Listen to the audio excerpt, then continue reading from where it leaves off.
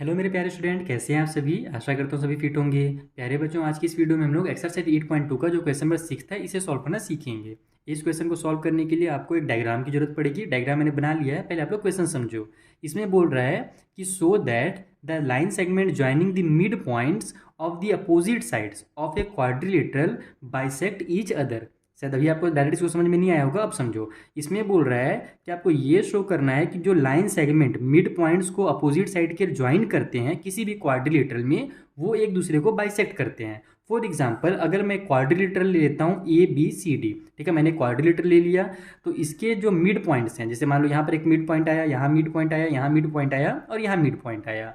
तो जो opposite side के जो हमारे मिड पॉइंट्स हैं, इनको अगर अपन ज्वाइन करें, जैसे R में अगर मैं P को ज्वाइन करूँ और यहाँ पर मिड पॉइंट Q और S को ज्वाइन करूँ, तो ये जो मिड पॉइंट अगर मैं ज्वाइन करता हूँ ना, तो ये जो लाइंस हमारी बनी है QS और PR, ये दोनों क्या कर रही हैं, एक दूसरे को बाइसेक्ट कर रही हैं। यही अपने को यहाँ पर प्रूव करना है, ये अपने से क्वेश्चन में बोला गया है। तो अब कैसे इसको प्रूव करेंगे वो समझो। यहाँ पर देखो, अंदर में हमारे पास जो बॉक्स बना हुआ है, ये PQRS जो बना हुआ है ना, अगर मैं इसको एक पैरेललोग्राम प्रूव कर दूँ, तो हम लोग क्या जानते हैं, किसी भी पैरेललोग्राम में, चाहे वो हमारा स्क्वायर रहे, चाहे हमारा वो रेक्टेंगल रहे, कोई भी अगर हमारे पास पैरेललोग्राम है, तो उसके जो डायगनल्स होते हैं वो एक दूसरे को बाइसेक्ट करते हैं। तो अगर मैं PQRS को अगर यहाँ पर मैं एक पैरेललोग्राम प्रूव कर देता हूँ, तो PQRS का एक डायगनल मेरा PR है और दूसरा वाला डायगनल मेरा QS है। ये डायगनल का ही तो काम कर रहे हैं। देखो ऐसे, अगर आप लोग इसको मैं इस तरीके से रखूँ, तो इधर तिरछा गया और ये इधर से यहाँ तक आया, तो ये दोनों हमारे डायगनल ही हैं। तो अगर ये मेरा एक पैरेललोग्राम हो जाएगा, तो ये ऑटोमेटिकली ही प्रूफ हो जाएगा कि ये दोनों आपस में एक दूसरे को क्या कर रहे हैं, बाइसेक्ट कर रहे हैं। तो मेन अपने को काम करना है इसको पैरेललोग्राम प्रूफ करने का। तो ये कैसे प्रूफ करना है मैं आपको कॉपी में समझा दूँ।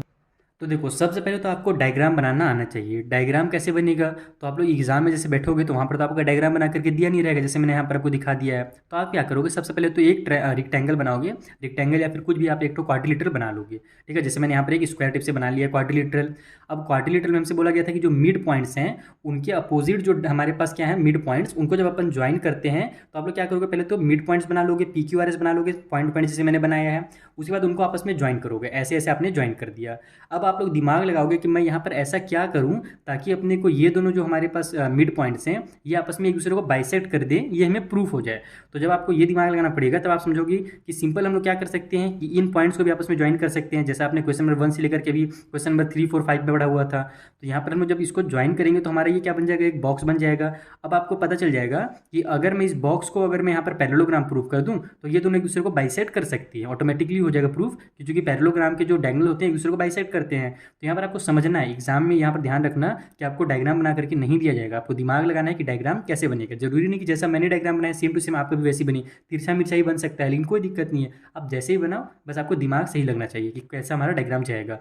उसके बाद मैंने अब ये लाइन क्यों बनाई है, तो ये लाइन मैंने इसलिए बनाया ताकि इसको मैं क्या कर सकूँ, एक पैरेललोग्राम प्रूफ कर सकूँ। क्योंकि अभी हमने क्वेश्चन नंबर 1, 2 में आपको डिटेल में बताया था ना कि अगर मेरे को ये दोनों साइड को आपस में पैरेलल प्रूफ कर दिया, तो हमारा क्या हो जाएगा, पैरेललोग्राम हो जाएगा। तो अगर मेरे को इन दोनों को पैरेलल प्रूफ करना है, तो मैं ले लूँगा यहाँ पर से हमारे एक ट्रायंगल, और हम फिर ट्रायंगल का जो मिड पॉइंट थ्योरम होता है वो यूज़ करेंगे। देखो कैसे कैसे करना, मैं आपको वो समझाते जाता हूँ जल्दी से। सबसे पहले आप क्या करो कि ये जो हमारा ट्रायंगल है, ABC जो ट्रायंगल है ना, उसका यूज़ करो। यहाँ पर आप लिखो इन ट्रायंगल ABC।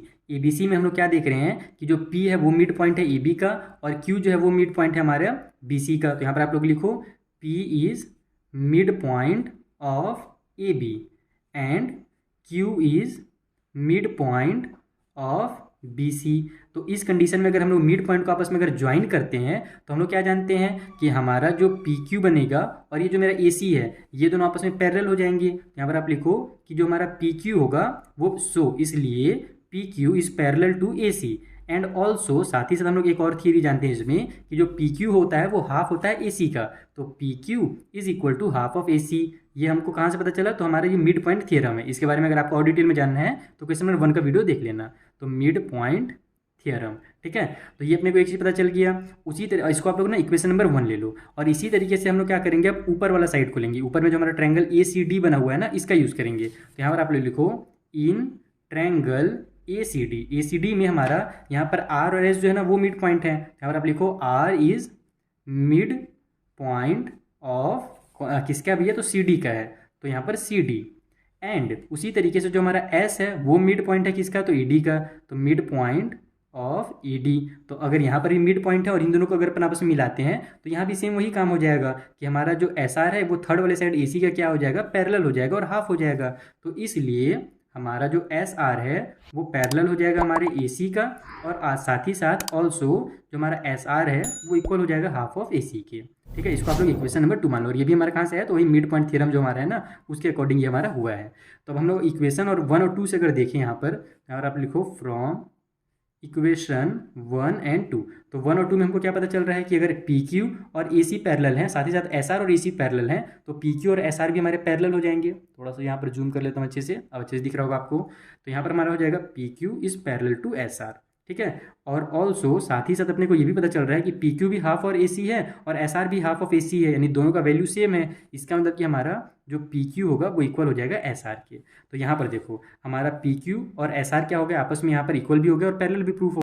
इसका मतलब कि जो मेरा ये पी क्यू एस आर है ये क्या है, एक पैरेललोग्राम है, क्योंकि इसके अपोजिट साइड्स आपस में क्या है, इक्वल हैं और पैरेलल हैं। तो यहाँ पर आप लिख लो सो हमारा जो पी क्यू एस आर है ये क्या है, पैरेललोग्राम है, तो इज अ पैरेललोग्राम। अब आप लोग बताओगे कि अब ये हमारा ये पैरेललोग्राम प्रूफ हो गया। अब हम लोग क्या करेंगे कि इसको यहाँ पर आपस में बाइसेक्ट प्रूफ कर देंगे। हम क्या जानते हैं, we know that in a parallelogram, जो पैरेललोग्राम होता है उसके जो डायगनल्स होते हैं, तो in parallelograms the diagonals bisect each other.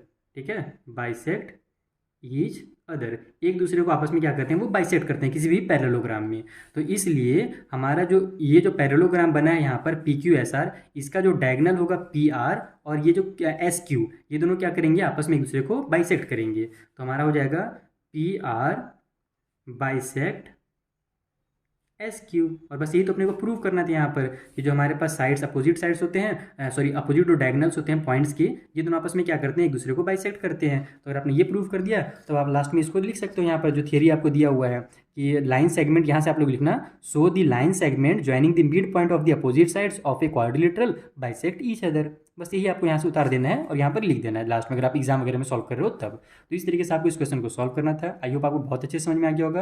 अगर अभी भी कुछ डाउट हो तो आप मुझसे इंस्टाग्राम या टेलीग्राम के थ्रू पूछ सकते हो। मिलेंगे हम लोग नेक्स्ट वीडियो में, तब तक के लिए थैंक यू फॉर वॉचिंग।